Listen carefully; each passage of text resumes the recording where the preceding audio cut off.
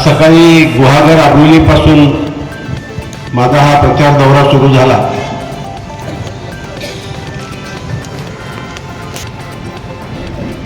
दुसरी सभा वाहायला झाली 72 गाव चिपळूण. तिसरी सभा आता गोरेगावला झाली आणि चौथी सभा इथं आज संपन्न होते. उद्या मी श्रीवर्धन विधानसभा मतदारसंघाच्या दौऱ्यावर आहे आणि त्यामुळे उमेदवारी अर्ज भरल्यानंतर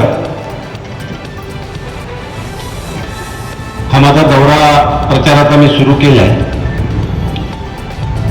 काल उमेदवारी अर्जाची छाननी झाली, स्क्रुटिनी झाली. माझ्या अगोदर 2 अपक्ष उमेदवारांनी अर्ज भरला होता. तिसरा माझा अर्ज होता. ज्या दिवशी 15 तारखेला मी अर्ज भरला त्याच दिवशी 2 अपक्षांनी माझ्या अगोदर अर्ज भरला आणि जे दोन्ही अपक्ष उमेदवार आहेत त्यातलं एकाचं नाव आहे अनंत पद्मा गीते आणि दुसऱ्याचं नाव आहे अनंत बाळू गीते.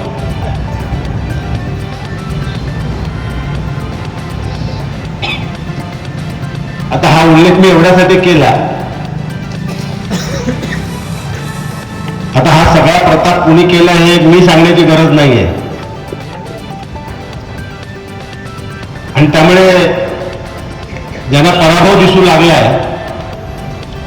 त्या सर्वांची बुद्धी आता भ्रष्ट व्हायला लागलेली आहे आणि मग आता सगळे भ्रष्ट बुद्धीचे नेते एका व्यासपीठावर आलेले आहेत आणि सगळे सुविचारी सुज्ञ विचारांचे एका व्यासपीठावरती आलेले आहेत.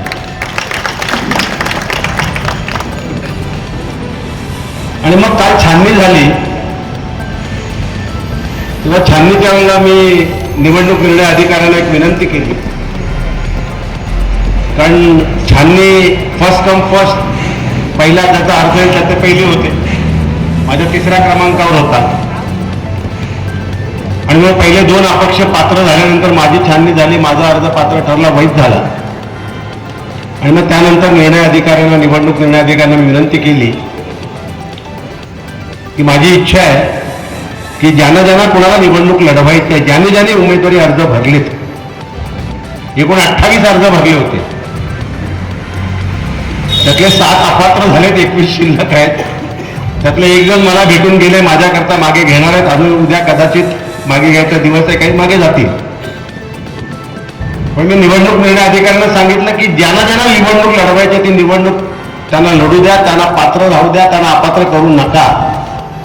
आणि खास विनंती केली की साधारण 9व्या क्रमांकावर सुनील तटकरेंचा अर्ज होता. मागच्या निवडणुकीमध्ये त्यांचा अर्ज पात्र ठरेपर्यंत मी थांबलो होतो करून घ्यायला, पण ह्यावेळेला माझे दौरे लागले असल्यामुळे मी अधिकाऱ्यांना विनंती केली की मला इथून जायला परवानगी द्या.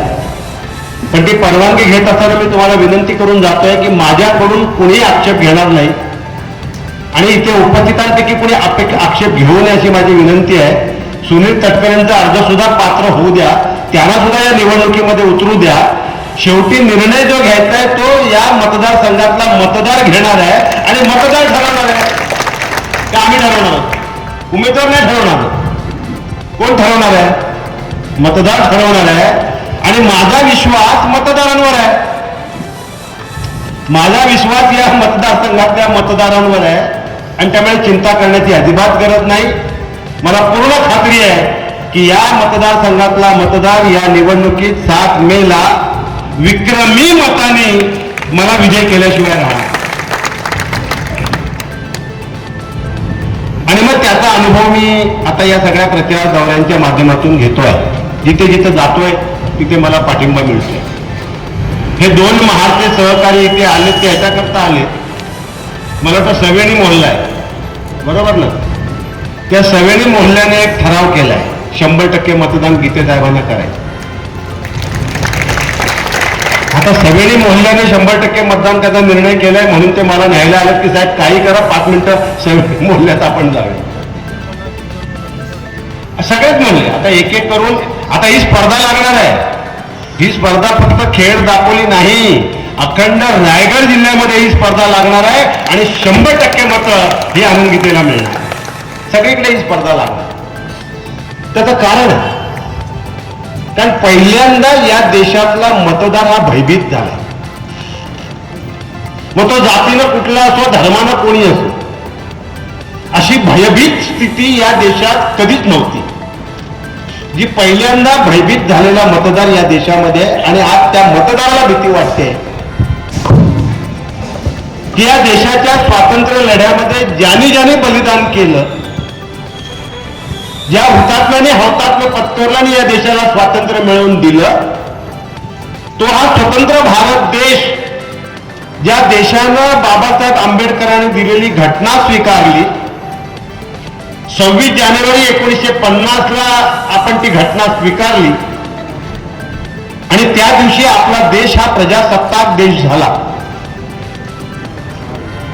प्रजासत्ताक देश म्हणजे प्रजेनं प्रजेसाठी चालवलेलं राज्य, प्रजेचं राज्य, लोकांनी लोकांसाठी चालवलेलं लोकांचं राज्य.